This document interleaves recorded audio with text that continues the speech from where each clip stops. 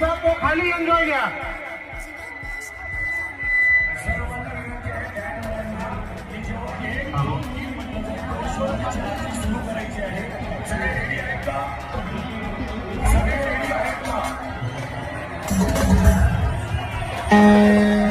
महाराजांची आरती होणार आहे. आपलं आराध्य दैवत छत्रपती शिवाजी महाराज की. छत्रपती शिवाजी महाराज की. पहिले शिवभजन होईल, त्यानंतर आरतीला सुरुवात होईल आणि सर्वांनी एक साथ जय घोष करायचा आहे.